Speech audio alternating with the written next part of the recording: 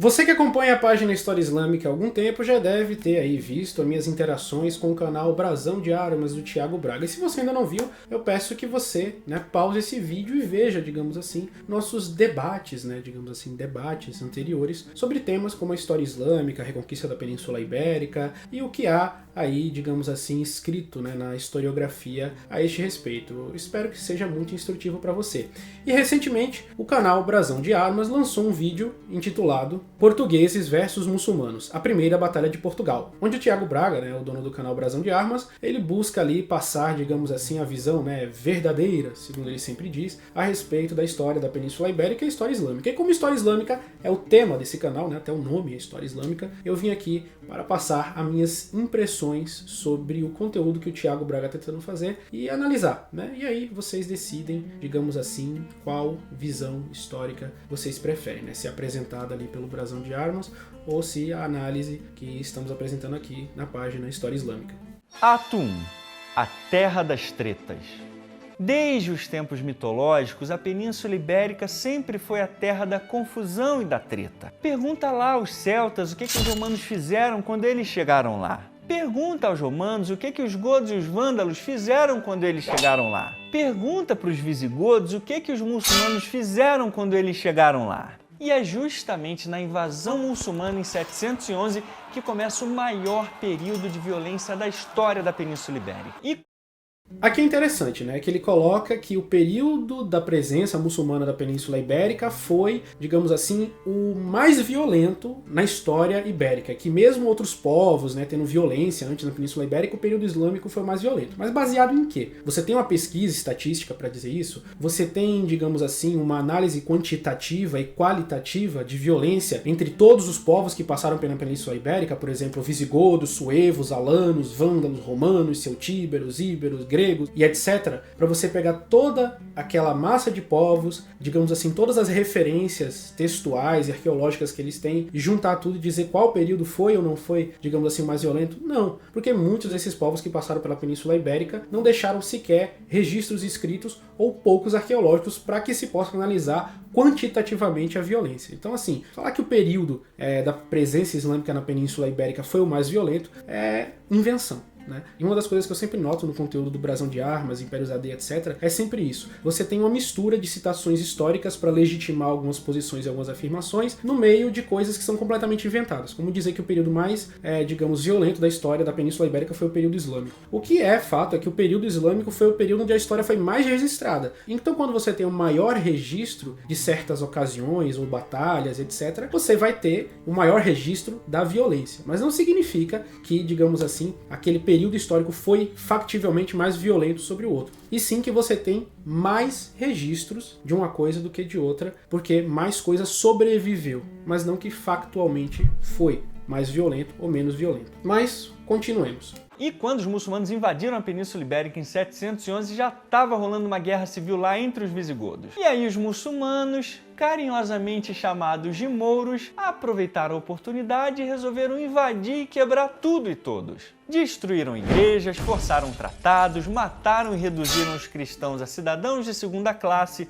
impuseram impostos mais altos sobre eles e os discriminavam na sociedade. Felizmente, a gente tem todos os detalhes em primeira mão dessa invasão pela Crônica de 754, que é a única crônica contemporânea da época da invasão muçulmana. E nessa fonte primária a gente vê o testemunho dos horrores causados pelos muçulmanos na invasão à península. O cronista mostra em detalhes como a invasão muçulmana quebrou as instituições visigóticas cristãs, causando um antagonismo rancoroso entre os dois povos que duraria até a queda de Granada em 1492. E que antes de períodos de coexistência existirem entre cristãos, muçulmanos e judeus, primeiro era necessário usar a violência. E essa violência que estabilizava as relações e fazia com que os povos ficassem mais calminhos, porque estavam todos com a cara quebrada. E crônicas cristãs e muçulmanas ao longo dos mais de 700 anos de dominação confirmam exatamente isso. É preciso dizer que os muçulmanos chegaram em 711, e 43 anos depois, um padre escreve sobre o que aconteceu quase meio século antes. Essa é a natureza da Crônica Moçárabe de 754. Qualquer pessoa que estuda história, especialmente a medieval, sabe que as crônicas do período não são matérias jornalísticas interessadas em qualquer objetividade dos fatos ou simples transmissão, e sim uma opinião e muitas vezes distorção dos acontecimentos por parte de quem as escreveu com uma perspectiva bem pessoal. Principalmente uma que trata de acontecimentos ligados à substituição de uma governança religiosa por outra, escrita por um religioso medieval do lado perdedor, está fortemente passível disso. A Crônica Moçárabe de 754 é a fonte latina, ou seja, cristã, mais antiga que sobrevive da conquista muçulmana da Península Ibérica. Escreve os acontecimentos com base nessa ótica, de um religioso fervoroso que via seu país ser tomado por governantes de outra religião e tentava tirar sua legitimidade. E quando contrastamos ela com outras, temos uma visão completa dos acontecidos. Dizer, a Crônica Moçárabe descreve isso, logo, foi isso que aconteceu, e o pior, o que ela descreve é a fonte sumária do antagonismo nos séculos seguintes, não é historiografia. E aqui eu gostaria de citar um pouco sobre a natureza da Crônica de 754, como analisada no livro The Visigothic Kingdom, The Negotiation of Power in Post-Roman Iberia, na seção correspondente ao historiador Julián Ortega, na seção intitulada In a Savage Kingdom, Regnum Eferum, Evaluating the Islamic Conquest of Hispania from the Archaeological Record. E o historiador começa, um reino selvagem, Regnum Eferum, é a expressão utilizada pelo autor anônimo da Crônica Moçárabe de 754 para definir o regime político organizado pelos conquistadores muçulmanos que derrotaram o exército godo após o desembarque na Baía de Algeciras em 711. Segundo esta crônica, provavelmente escrita por um clérigo ligado à administração visigótica, aquela foi a primeira de uma série de rápidas vitórias que obrigaram a submissão de todas as cidades hispânicas. Com ela, veio a substituição completa da rede anterior de poder político. O Rex Gothorum foi deposto pelo Rex Sarracenorum, e a Gens Gothorum foi deslocada pela Gens Arabum. A sede real passou de Toledo para Damasco, e o país foi mudado por um regime dedicado a queimar cidades, despovoar territórios, assassinar aristocratas, escravizar o povo e capturar saques. As imagens catastróficas transmitidas pela Crônica de 754 não são arbitrárias. Respondem a uma construção ideológica destinada a deslegitimar uma estrutura estatal desenhada para sustentar a ocupação islâmica da Espanha. E o historiador continua. A pesquisa arqueológica sobre as estruturas de poder organizadas pelos conquistadores muçulmanos da Espanha não correspondem à ideia de um reino selvagem dedicado a semear o pânico entre a população nativa e desestabilizar o país, nem à imagem de uma eficiente monarquia imperial. A estrutura institucional organizada pelos governadores provinciais que estabeleceram o domínio omida na Espanha seguiu procedimentos, normas e regulamentos administrativos precisos. No entanto, os principais beneficiários desta regra não foram os califas, mas as tropas e seus comandantes. Quem mais perdeu foram os que enfrentaram abertamente o novo regime. Outros se resignaram e adotaram formas mais literárias de protesto, como o autor anônimo da Crônica de 754. Então assim, a Crônica de 754, que, enfim, Tiago Braga utiliza sempre nos seus vídeos para falar de Al-Ándalus como o que está ali é exatamente o que aconteceu, é a visão de um clérigo escrevendo em termos apocalípticos do que ele via de acontecimentos que tiveram lugar mais de 40 anos antes do que ele escrevia. Então, ele vai, digamos assim, ser a crônica cristã mais antiga, mas não necessariamente o que está ali, digamos, resume o que foi a conquista islâmica da Península Ibérica. Violência, massacre, chacina, etc. Até porque a própria Crônica Moçárabe fala das alianças políticas que viabilizaram a conquista islâmica da Península Ibérica. Por exemplo, o convite do conde Julião de Ceuta, que é chamado de Urbanos, dentro da Crônica Moçárabe. Então, obviamente, dentro do contexto da crônica, você tem uma visão específica, mas não é ela que resume tudo. Crônicas medievais, elas geralmente, principalmente as escritas por clérigos, elas tendem a apresentar as coisas de uma forma tendenciosa. É até uma redundância. Elas tendem a apresentar as coisas de uma forma tendenciosa.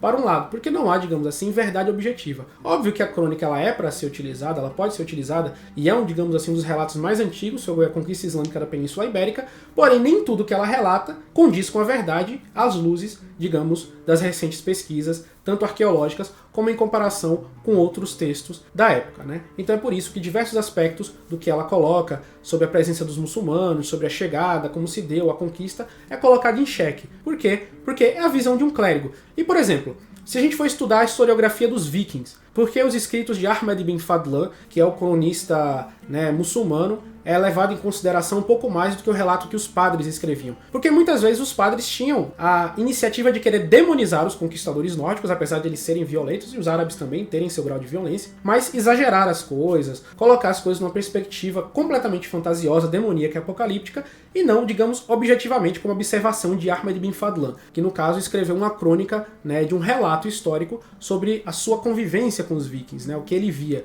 e não uma tentativa de difamar um povo em termos de sanguinolência, de chacina, de destruição, que é basicamente o que um cronista de um período, né, escreve sobre o fim de seu regime. Por quê? Porque, segundo os historiadores supõem, o autor anônimo da Crônica Moçárabe de 754 era um clérigo ligado à aristocracia visigoda. E por ver a aristocracia visigoda ter um fim, né, pela conquista muçulmana da Península Ibérica, ele decide escrever, digamos assim, difamando aqueles que puseram basicamente fim ao seu emprego, né?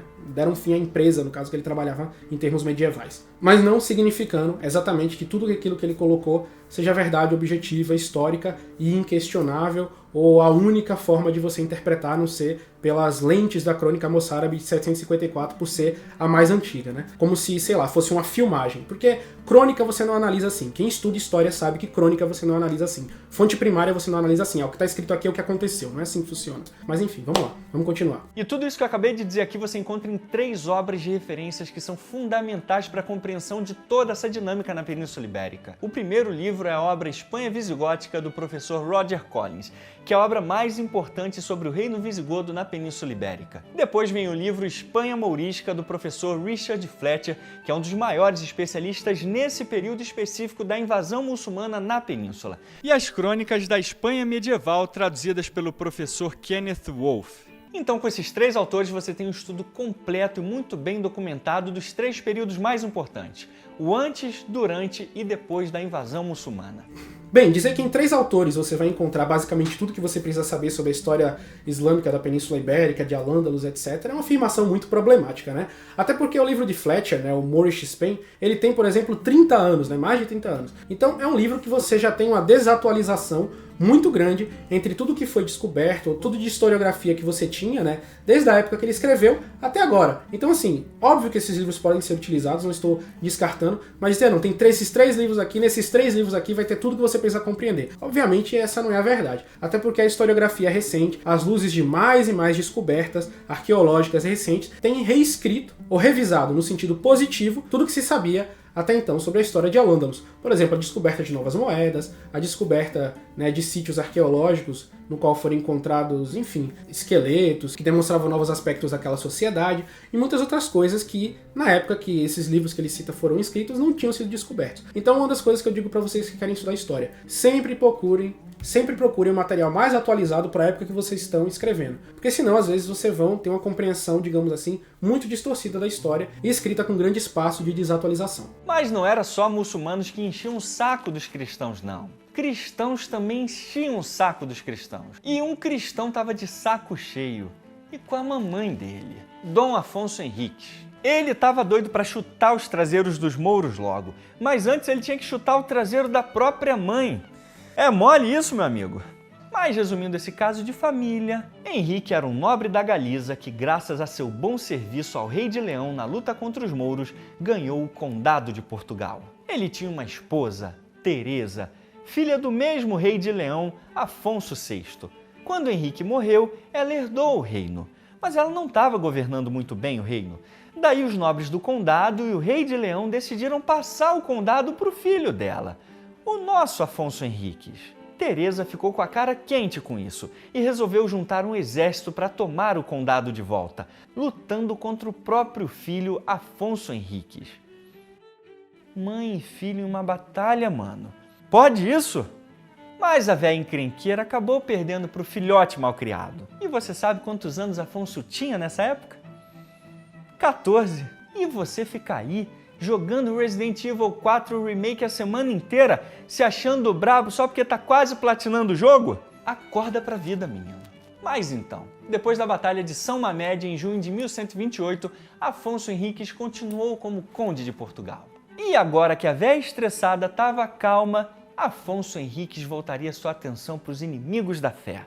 Então, assim, uma parte que eu acho interessante, né, que ele deixa de citar aqui quando ele vai falar da história de Afonso Henriques e que ele, né, começou a conquista da Península Ibérica, é que a história da família do Afonso Henriques é uma muito interessante. O avô do Afonso Henriques é o Afonso VI de Leão e Castela. E o Afonso VI de Leão e Castela, ele é filho de Fernando o Grande, né? Fernando I de Leão e Castela. E a história dessa família, né, da família leonesa castelhana, nesse início, né, de sua expansão pelo território de Al-Ándalus, é muito engraçada. Porque, em diversas ocasiões, eles ajudavam os muçulmanos a manterem territórios islâmicos em troca do pagamento de tributos, e esses tributos eram enviados para as abadias pela Europa, como a famosa abadia de Cluny, e essas abadias eram mantidas com dinheiro islâmico e reformadas, e era de lá que o discurso cruzadista para atacar os muçulmanos era pregado. Então, assim, por exemplo, na juventude de Afonso VI, o avô do Afonso Henriques, ele se refugiou na corte muçulmana de Toledo, né, para se proteger do seu irmão Sancho, quando ele basicamente perdeu seu reino. E aí ele vai ajudar os muçulmanos em diversas ocasiões, vai combater os almorávidas junto com os muçulmanos, ele é inclusive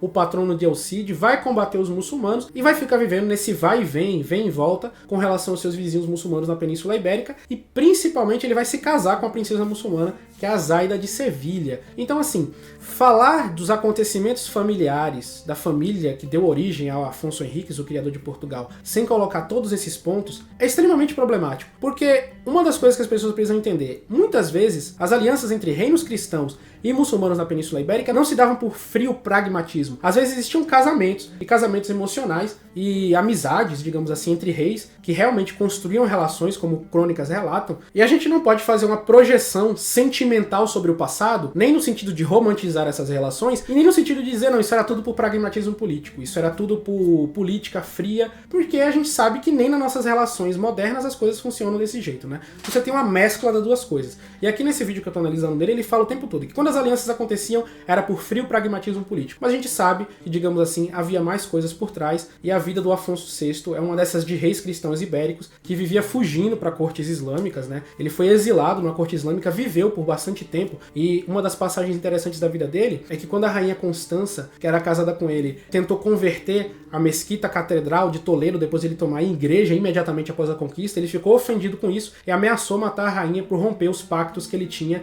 de boa convivência com os muçulmanos. Então você tem uma relação muito complexa da família do Dom Afonso Henriques com os muçulmanos. Eles viviam assim de uma forma extremamente complexa no tocante à tolerância, intolerância religiosa, convivência e relações políticas e sociais. Mas bem, isso não foi mencionado no vídeo do Brasão de Armas, eu acho que seria interessante colocar aqui.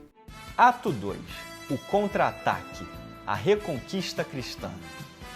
Só o título Reconquista já é sinônimo de treta. É briga entre cristãos e muçulmanos e é briga entre historiadores, meu amigo. É porque é o seguinte, essa reconquista na historiografia tradicional é como se fosse uma luta entre o cristianismo e o islamismo, onde os cristãos expulsariam os seus inimigos de suas terras. Então, nesse sentido, na cabeça dos medievais, era como se houvesse uma luta entre Cristo e Maomé, e aqueles cristãos lá seriam os representantes dos seus deuses. Por outro lado, historiadores revisionistas dizem que esse termo não é correto porque durante a invasão dos muçulmanos em 711, esses reinos ainda não existiam. Só o reino que existia era o reino dos visigodos. Então não seria uma reconquista desses reinos, mas sim uma conquista. Só que por mais que os cristãos gritassem Jesus Cristo é o Senhor e os muçulmanos Allahu Akbar, a verdade é que quem perdia a cabeça, perdia os membros e ficava com as tripas esparramadas pelo chão não eram os anjos, eram os caras lá. Mas enfim, dá pra fazer um vídeo enorme de 2 horas só falando sobre a Reconquista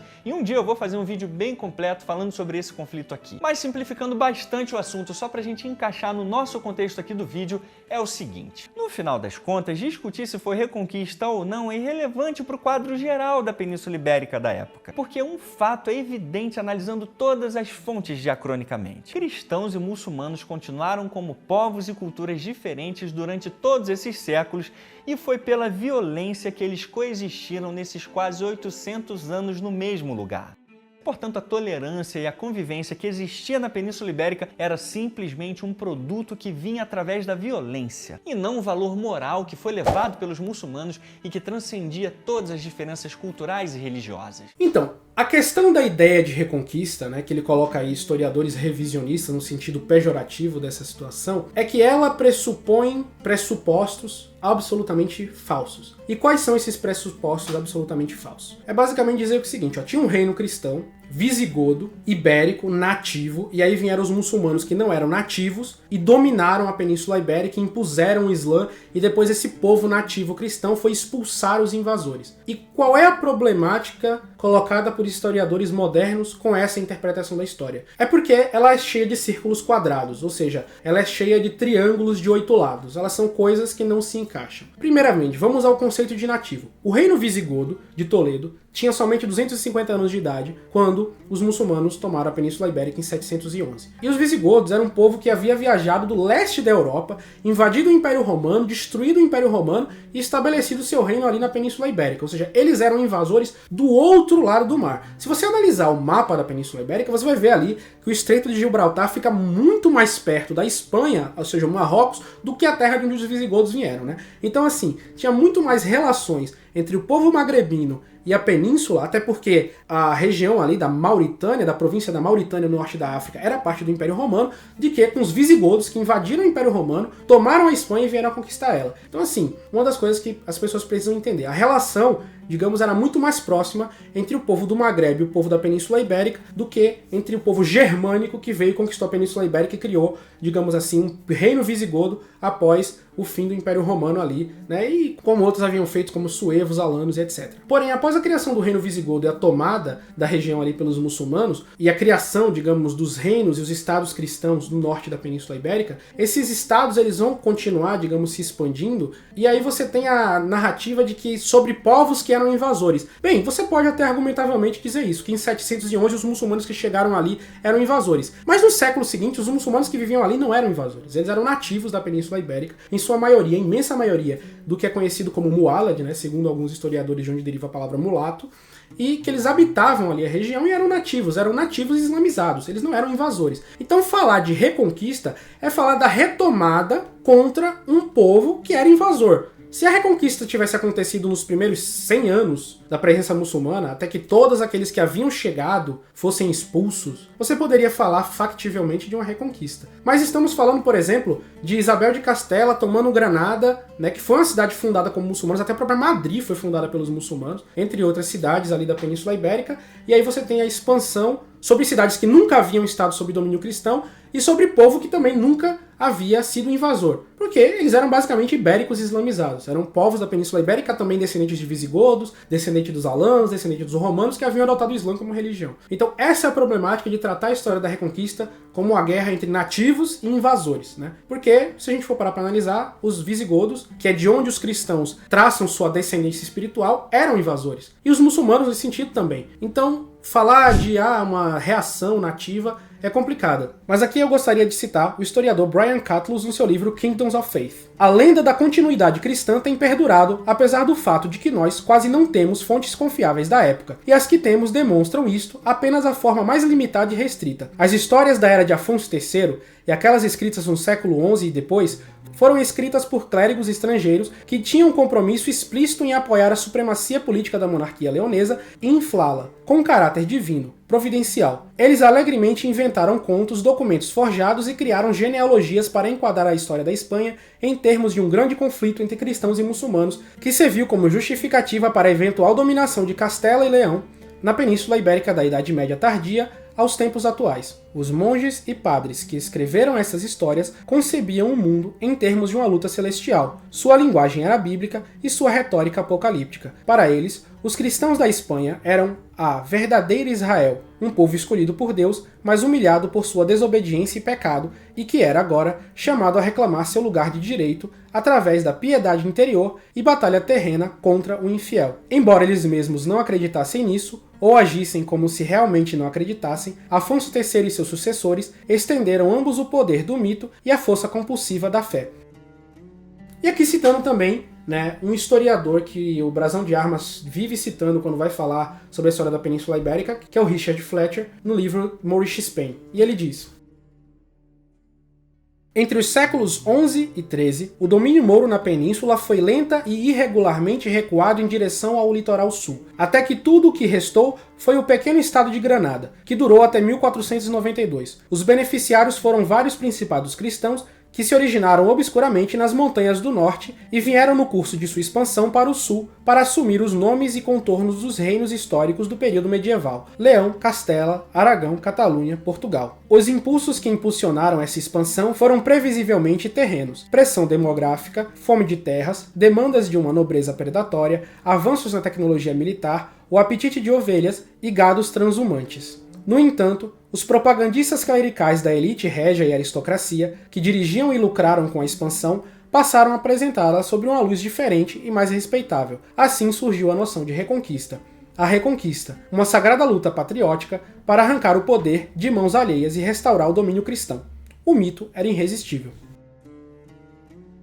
Ou seja, é consenso na historiografia moderna que a visão de reconquista, tal como apresentada na Idade Média, para justificar não só o domínio sobre os muçulmanos, como sua expulsão, que vai acontecer no século XVII, né? Porque as pessoas tendem a confundir a tomada de Granada por Isabel de Castela em 1492 e expulsão dos muçulmanos. Não, a expulsão dos muçulmanos só vai se dar finalmente em 1614, lá pelo reinado do Filipe III, né?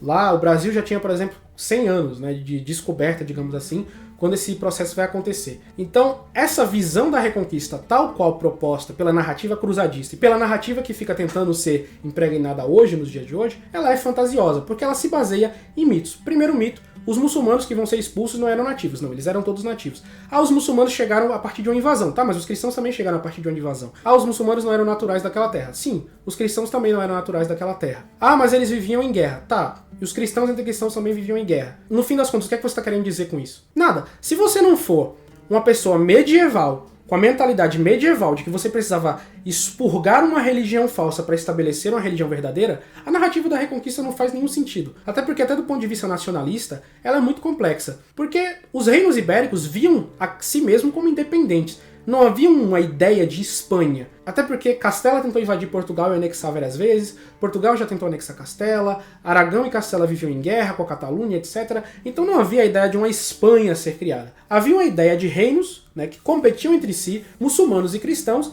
e que, no fim, Castela triunfou sobre todos menos Portugal. Mas diversos reinos, tanto os muçulmanos quanto cristãos, desapareceram no processo de reconquista. Então a reconquista, muitas vezes, não era uma guerra dirigida só contra muçulmanos, era uma guerra dirigida, às vezes, contra cristãos, mas, digamos assim, com legitimidades diferentes. Então, assim, as pessoas precisam ter muito cuidado quando elas vão analisar sobre essa questão de como a reconquista se deu. Porque a própria historiografia vai de contra a esses conceitos, digamos, mais populares do que significou a reconquista na Idade Média. Aliás, outras crônicas ajudam a gente a entender ainda melhor a mente dos cristãos da época em relação aos muçulmanos. A Crônica Profética, escrita na metade do século XI, mostra como muitos cristãos se identificavam como descendentes dos visigodos, tendo uma relação histórica com eles, e colocam os muçulmanos como invasores que destruíram seus ancestrais e precisavam ser expulsos por isso. Aliás, dá pra ver que eles seguem direitinho a mesma linha das crônicas de 754, que mostram exatamente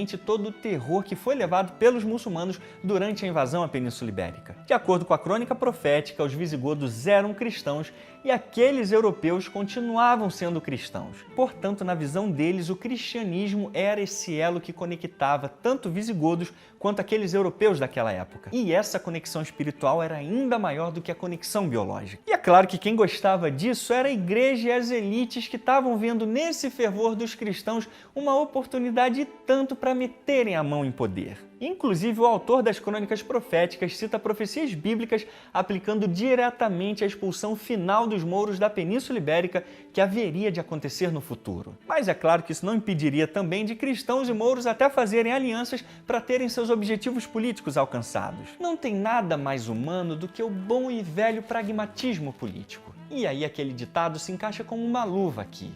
O inimigo do meu inimigo é meu amigo. Então, de novo, nada dessas alianças aí era um valor moral que transcendia todos os obstáculos religiosos e culturais em prol de uma aliança entre os muçulmanos. Era pura e simplesmente conveniência política que podia descarrilhar em violência a qualquer momento, como de fato acontecia. E aí, depois com a cara toda quebrada, cristãos e muçulmanos ficavam calminhos e tinham que coexistir até a próxima treta. Então, muitas vezes a gente tem esse negócio. A visão romantizada era de que os muçulmanos trouxeram a ideia de tolerância para a Península Ibérica, e isso é uma visão falsa. Não, mas os muçulmanos objetivamente trouxeram a ideia de tolerância para a Península Ibérica. Antes da chegada dos muçulmanos, você tinha o Estado Visigodo de Toledo, o Reino Visigodo de Toledo. Os judeus, eles haviam sido, mesmo existindo, abolidos por lei. Ser judeu, mesmo nativo ibérico, e os judeus já estavam lá muito antes do cristianismo, desde o período romano, eles foram basicamente exterminados por lei. Os que não haviam sido convertidos à força, eles existiam na ilegalidade. Ou seja, se eles fossem pegos, eles podiam ser escravizados. Você não tinha a possibilidade de existência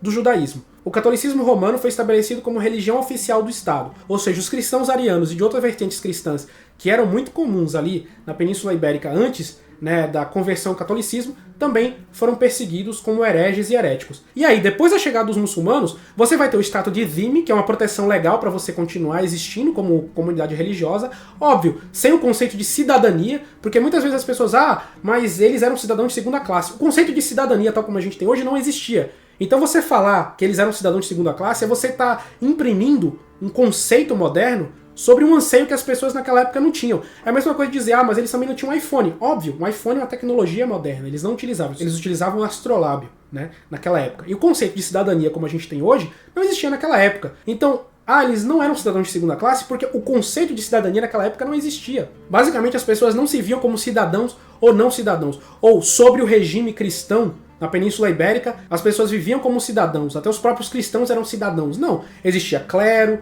nobreza, várias castas sociais, e cada um com seus direitos e obrigações na sociedade. Não tinha o conceito de cidadania igualitária que vai acontecer após as revoluções francesas, etc., na Idade Moderna, e os conceitos, enfim, de cidadania contemporâneos que a gente tem hoje. Então os muçulmanos vão chegar na Península Ibérica e vão sim trazer um conceito novo de tolerância religiosa, que é a partir do qual você poderia pagar imposto para continuar vivendo e praticando sua religião e vivendo seus costumes de acordo com suas próprias regras, mediante o pagamento de uma taxa. Isso foi uma inovação que os muçulmanos trouxeram. Então a tolerância religiosa foi objetivamente trazida pelos muçulmanos. E aí você pode dizer, mas eles não tinham os mesmos direitos que os muçulmanos. Mas é a Idade Média. Óbvio que eles não tinham. E você fazer esse apontamento e, digamos assim, contrastar com a modernidade, é nesse sentido desonestidade intelectual. Porque naquela época não tinha esse anseio, não tinha esse contexto, e nem as pessoas que viviam dentro de regimes cristãos almejavam a viver assim. Então, academicamente, o debate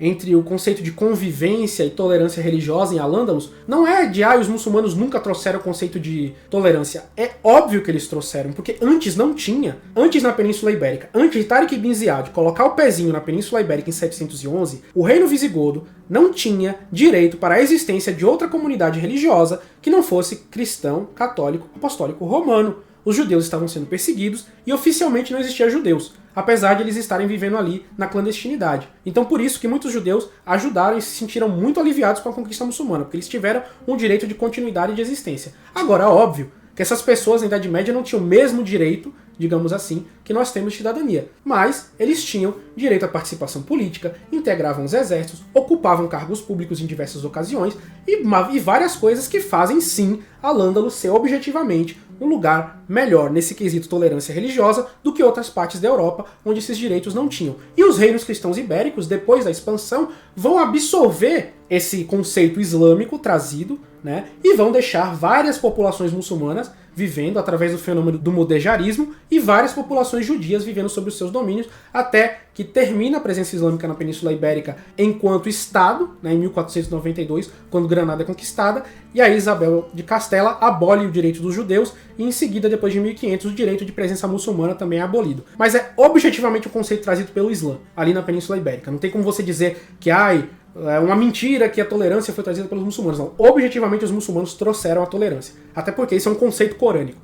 A ideia de que você pode comportar pessoas de outra religião dentro de uma sociedade no qual você governa sendo de outra, foi um conceito que os muçulmanos trouxeram na Idade Média para a Europa, e isso é uma verdade objetiva. Só que ele faz uma distorçãozinha do que Fletcher diz no livro Moorish Spain. Exatamente por isso, o professor Fletcher resume muito bem que a Espanha mourisca era mais frequentemente uma terra de tumulto do que de tranquilidade, e que a história religiosa da Península Ibérica na Idade Média pode ser resumida por uma perspectiva como a falha intencional e persistente de duas fés e culturas de fazer qualquer tentativa de se entender mutuamente. E ele conclui dizendo que o tratamento dos cristãos em Al-Andalus por seus governantes islâmicos é um prenúncio do que os muçulmanos teriam sob os reinos cristãos.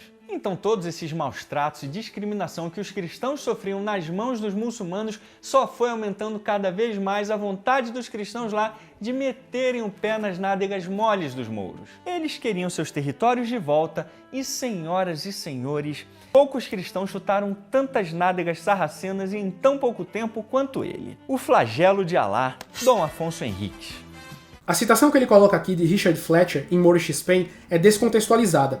Embora a frase "a história religiosa da Península Ibérica na Idade Média pode ser resumida, de um ponto de vista, como o fracasso persistente e deliberado de duas fés e culturas em fazer qualquer tentativa sustentada de se entender", ela se encontra em outro contexto. Vamos ver agora a citação completa. As reações cristãs aos muçulmanos, como muçulmanos, devem ser diferenciadas do interesse ocidental no conhecimento que chegou por meio de Al-Andalus. A esse respeito, os cristãos eram tão desinteressados quanto seus vizinhos muçulmanos, tão dispostos a aceitar estereótipos e mitos, quanto relutantes em investigar a verdade.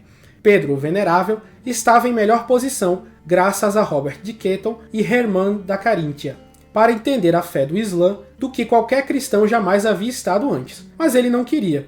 Uma imagem do Islã já havia ganhado popularidade no Ocidente e o abade Pedro ficou satisfeito com isso. Sua atitude do lado cristão foi paralela à de Ibn Hazm do lado muçulmano. A história religiosa da Península Ibérica na Idade Média pode ser resumida de um ponto de vista como o fracasso persistente e deliberado de duas fés e culturas em fazer qualquer tentativa sustentada de se entender. Humano o suficiente, muito sombrio.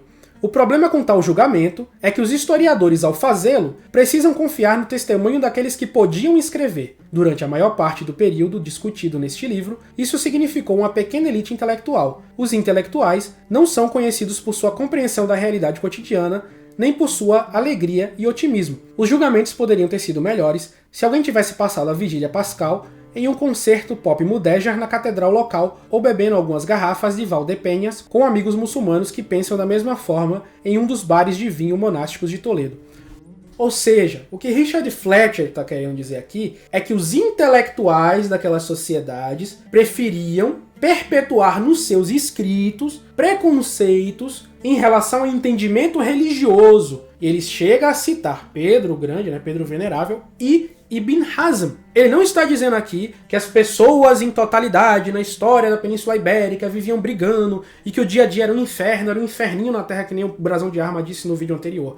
Ele está falando que os intelectuais, veja só, os intelectuais tinham uma visão descolada da realidade, muitas vezes, e perpetuavam preconceitos que não necessariamente era a realidade de muçulmanos e cristãos vivendo nas cidades que eram mistas. Porque essas pessoas realmente conviviam, essas pessoas realmente se casavam entre si, essas pessoas realmente tinham filhos juntos, essas pessoas realmente participavam de uma vida que muitas vezes envolvia ter religiões diferentes, mas conviver pacificamente em comunas, em cidades e etc. Então, assim, é uma distorção da visão do próprio Fletcher, porque dentro do contexto você vê o que o Fletcher está colocando. A abordagem intelectual, historiográfica e o dia a dia, o cotidiano das pessoas.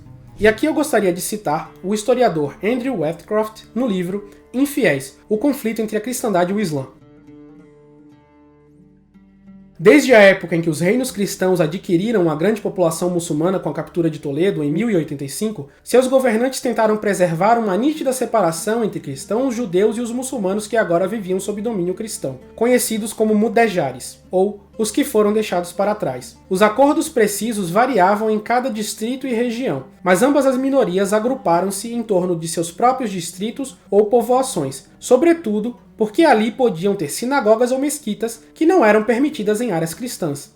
Reiterados estatutos eram emitidos para exigir que as minorias usassem chapéus, insígnias e roupas distintivas, ou no caso dos mouros, um corte de cabelo mouro. Porém, muitas vezes eles simplesmente não davam certo. Um vulgar exemplo dizia respeito a uma prostituta cristã chamada Aliesande de Tolba, que no inverno de 1304 procurava exercer seu ofício num remoto acampamento de pastores em Aragão. Ela perguntou aos pastores se havia mais algum que precisasse de seus serviços. E lhe disseram, apenas um mouro. Mas um dos pastores cristãos foi até o muçulmano, Aitola, o sarraceno, e perguntou se queria dormir com Aliessand. Ele respondeu que isso não era possível, pois era muçulmano, e além do mais não tinha dinheiro. O pastor Lorenc disse-lhe que lhe daria o dinheiro e que, quanto à outra, lhe diria que o nome dele era Johann e que tinha vindo do Porto e era presumivelmente estrangeiro. Tudo ocorreu bem até ela gritar de repente ao descobrir, a certa altura, que seu cliente era circuncidado e, portanto, muçulmano ou judeu. Essa história revela várias coisas, que muçulmanos e cristãos trabalhavam juntos, que podiam ter um relacionamento afável e gozador que essa história dava a entender, e que não era fácil distinguir um muçulmano de um cristão pela aparência física. Então é isso que Fletcher e outros historiadores apontam, e é isso que o canal Brasão de Armas não conta para você sobre a história da Península Ibérica. Uma coisa é o que as crônicas escritas por padres, ou políticos muçulmanos, ou funcionários de corte, que muitas vezes exprimiam uma visão pessoal, intelectual, distanciada do cotidiano, do dia a dia entre cristãos e muçulmanos dentro daquele território. E outra era o que a maioria de cristãos e muçulmanos judeus viviam sob o domínio islâmico ou sobre esse período, né, intermediário entre o domínio islâmico e a totalidade cristã, que era a convivência diária e cotidiana, em termos basicamente bons, se formos colocar na Idade Média, que não acontecia, por exemplo, na Inglaterra ou na França. Houve várias tentativas de homogeneização da sociedade europeia. Você não tinha a possibilidade da existência de cristãos de duas interpretações, de pessoas de outras religiões, e no mundo islâmico, de Al-Ândalos, tanto cristão quanto muçulmano, você tinha essa possibilidade. Isso é um fato histórico. Ah, mas os reinos brigavam. Mas os reinos vão sempre brigar. E isso não é um argumento contra a tolerância.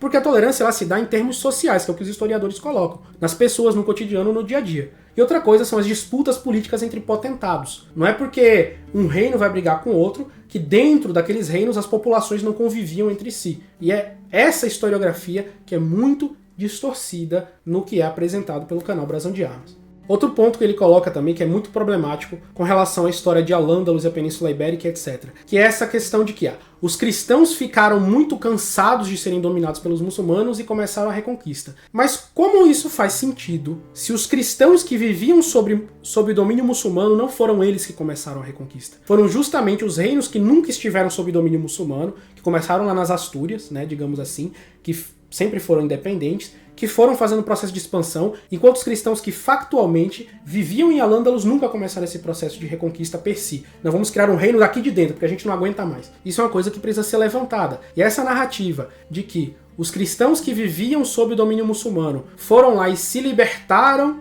e criaram seus reinos, né? Porque a opressão islâmica eles não aguentavam mais, é uma coisa muito complicada porque não tinha só essa facção entre cristãos. Entre os cristãos que viviam, né, sobre os muçulmanos e se libertaram, porque não era basicamente assim que as coisas aconteciam. Você tinha os cristãos de fora de Al-Ândalos, os reinos cristãos que faziam seu processo expansionista sobre o território islamizado, e os cristãos que viviam dentro desse domínio, que factualmente sentiam o peso da mão do Islã, ali que viviam dentro do território muçulmano, eles eram extremamente prejudicados até pela própria reconquista, porque você tinha inclusive a imposição de uma visão diferente de cristianismo sobre eles. E essa ideia fantasiosa de que os cristãos que viviam em Al-Ândalos foram magicamente libertados pela reconquista da opressão islâmica, que precisa também ser clarificada, porque isso não aconteceu. O que aconteceu era que cristãos que viviam sob o domínio muçulmano em Al-Ândalos foram conquistados na reconquista e passaram a ser perseguidos por não seguirem a versão de cristianismo dos cristãos conquistadores. E aqui eu vou citar o livro Racismos, das Cruzadas ao século XX, do historiador Francisco Bittencourt. A discriminação contra os mozárabes, ou moçárabes, a partir da expressão árabe mustarib, literalmente tornado árabe, as comunidades cristãs que haviam sobrevivido sob o jugo muçulmano na Península Ibérica, foi ainda mais severa do que a discriminação contra a Igreja Ortodoxa na Sicília e no sul da Itália. Em muitas cidades tomadas dos muçulmanos pelos cristãos setentrionais, o bispo moçárabe foi substituído imediatamente por um bispo latino, em muitos casos estrangeiro, que impunha um ritual católico em detrimento do visigodo. Atualmente, isso talvez pareça algo irrelevante, mas na época, o caso revestia-se de grande importância. Os diferentes rituais expressavam identidades diferentes, a origem de uma comunidade e a forma como evoluíra. O triunfo do ritual representava o domínio político dos conquistadores e mostrava que, apesar de terem por vezes desfrutado de ajuda interna por parte dos moçárabes durante o cerco a uma cidade, desconfiavam da proximidade dos colaboradores com o inimigo. Apesar de serem cristãos, os moçárabes viram-se obrigados a renegociar o seu status com os novos governantes, que redistribuíram os cargos militares, políticos e administrativos entre seus seguidores. A dificuldade da posição dos moçárabes pode ser vista num episódio particularmente marcante. Em 1139, o soberano de Portugal, Dom Afonso Henriques, lançou um ataque arrojado na Andaluzia, a mais de 150 km de seu quartel-general em Coimbra. O soberano derrotou as tropas muçulmanas na Batalha de Ourique e partiu com um grande saque formado pelos despojos de guerra e pela pilhagem de aldeias. Entre os numerosos prisioneiros destinados à escravidão, contavam-se mais de 1000 moçárabes. A crônica incluiu explicitamente apenas os homens no cálculo. A libertação desses cristãos só foi conseguida através da intervenção de Teotônio, prior do importante convento de Santa Cruz de Coimbra. O episódio revela que os protestos e as orações dos moçárabes tinham sido ignorados, sendo capturados e agrilhoados, tal como acontecia com os muçulmanos. Um outro episódio crucial ocorreu durante a conquista de Lisboa em 1147. Uma conquista que envolveu cruzados alemães, flamengos, ingleses e normandos. Após a rendição, uma delegação das diversas tropas envolvidas entrou na cidade para recolher o tesouro reunido pelos derrotados, em troca de sua liberdade para consagrar o cenário da conquista com a procissão. Segundo o cruzado anglo-normando anônimo, provavelmente o presbítero Rodolfo, as tropas alemãs e flamengas não respeitaram o acordo estabelecido e entraram na cidade em grande número, saqueando-a, abusando da população e cometendo gestos violentos, entre eles o assassinato do antigo bispo da comunidade moçárabe. Esse episódio mostra que os cruzados não respeitavam os direitos da comunidade cristã existente, que se mantivera fiel à sua religião durante os anos de domínio muçulmano. O bispo moçárabe foi eliminado e substituído por Gilberto, um clérigo inglês que acompanhara os cruzados. Após a violência, os muçulmanos e judeus abandonaram a cidade.